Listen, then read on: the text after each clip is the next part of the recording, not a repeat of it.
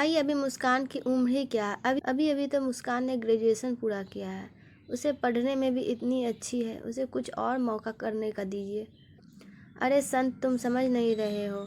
नवीन इतने अच्छे पद पर है, उसके पिता भी प्रशासनिक अधिकारी, और उन लोगों को हमारी मुस्कान बहुत पसंद है। सबसे बड़ी बात, उन्हें दहेज की कोई मांग नहीं रखी है। मुस्कान बहुत खुश रहेगी उसके घर में। पर भाई, मुस्कान और नवीन के बीच पूरे 10 साल का फासला है। कोई बात नहीं, आजकल तो लोग 15-20 साल का फासला होने के बावजूद प्रेम विवाह कर रहे हैं। मेरे और तेरी भाभी के बीच भी तो 8 साल का अंतर है। दरवाजे की ओट में खड़ी श्रुति चुपचाप छिपकर यह सारी बातें सुन रही थी। पापा ने इसकी जिंदगी का इतना बड़ा फैसला इतनी आसानी से और उसके मर्जी के खिलाफ कैसे ले लिया? क्या मैंने सपना देखा था और उस पर उम्र के बीच इतना बड़ा फासला? आज लोग मुस्कान को देखने आए हैं।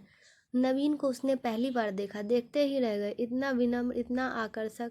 जब से उसकी शादी की बात चली थी, उसने गुस्से के चलते हंसना बोलना ही छोड़ दिया था। पर नवीन की फोटो भी नहीं देखी। पर नवीन को तो बिल्कुल उसके सपने के राजकुमार जैसा दिख रहा था। पुरुषों की गंभीरता है उसे आकर्षित कर रही थी। उन दोनों को कुछ देर के लिए अकेले छोड़ दिया गया। मुस्कान का दिल बहुत तेज धड़क रहा था। बाहर बारिश हो रही थी, पर भावनाओं के बादल उन दोनों के मन में उमड़ रहे थे।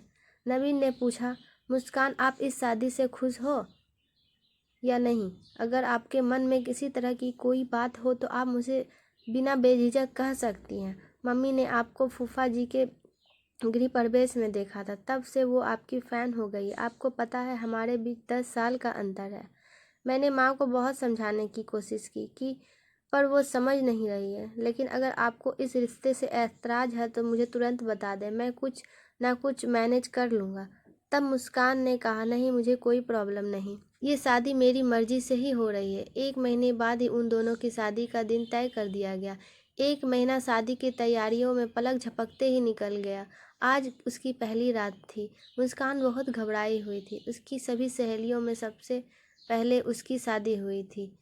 नवीन को तो वह जानती भी नहीं थी। 3-4 बार फ़ोन पर बस बात हुई थी, वो भी बहुत छोटी सी बात हुई थी। वो पत्रिकाओं में पहली रात के डरावने किस्से पढ़ चुकी थी। एक कभी न भूलने वाले हादसे से बचपन में गुजर चुकी थी। आज उसे वही सब याद आ रहा था।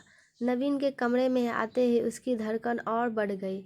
नवीन कुछ देर उसे देखते रहे, फिर अचानक से उठकर अलमारी में कुछ ढूंढने लगे। वह नहीं मिला तो पलंग के साइड टेबल के दराज में ढूंढने लगे। मुस्कान बहुत डर गई। दिमाग में अजीब अजीब से ख्याल आने लगे उसके। डर के मारे उसने अपनी आंखें बंद कर ली। तब तक नवीन की आवाज़ आई, मुस्कान, ये तुम्हारे लिए। जब उसने आंखें खोली तो नवीन एक खूबसूरत सी डायमंड रिंग लिए खड़े थे। पहली बार मुस्कान उसे देखकर मुस्कुराई थी। नवीन ने अंगूठी उसकी उंगली में पहनाते हुए कहा, मुस्कान, तुम मुझसे बहुत छोटी हो। अनुभव और उम्र दोनों में मैं तुमसे सीनियर हूँ, लेकिन अब हम दोनों एक दूसरे से चंदन और खुशबू की तरह जुड़ चुके हैं। दोनों में से किसी एक का भी अस्तित्व दूसरे के बिना अधूरा है। जीवन की हर राह पर हम एक दूसरे के साथ चलेंगे और हमेशा साथ रहेंगे। मुस्कान चुपचाप उसकी हर बात सुन रही थी। धीरे धीरे उसकी घबराहट कम हो रही थी। नवीन ने कहा, अच्छा ये बताओ, तुम्हारे अंगूठी पसंद आई? मुस्कान ने कहा, हाँ, बहुत अच्छी है। और मैं? मुस्कान ने शर्माते हुए कहा, बहुत ज़्यादा। फिर मुस्कान ने कहा, आप पति से पहले मेरे दोस्त बनेंगे? बिल्कुल बनूंगा, लेकिन पति तो मैं बन चुका हूँ। मेरा तो हक है तुम पर। मुस्कान तो घबराते हुए उसे देखने लगी। नवीन ने मुस्कान को घबराता देख उसके हाथ को अपने हाथ में ले लिया और बोला, मुस्कान, घबराओ मत। जब तक तुम नहीं चाहोगे, हमारी दोस्ती का रिश्ता पति पत्नी के रिश्ते में नहीं बदलेगा। बस तुम्हारे इस प्यारे से चेहरे पर घबराहट और डर नहीं देखना चाहता हूँ मैं। नवीन और मुस्कान की मीठी सी दोस्ती की पहली रात बातें करते करते ही बीत गई। हर बीते दिन के साथ मुस्कान और नवीन के साथ बहुत सहज होती जा रही थी। अपनी हर एक बात जो पहले कभी किसी के साथ नहीं की थी, सब कुछ वह नवीन को बताने लगी। और एक दिन अपने बचपन का सबसे पीड़ादायी और दुखद अनुभव भी बताया।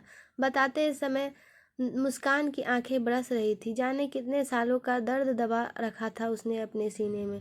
वह कतरा कतरा पिघला रही थी। नवीन से उसका दर्द बर्दाश्त नहीं हो रहा था।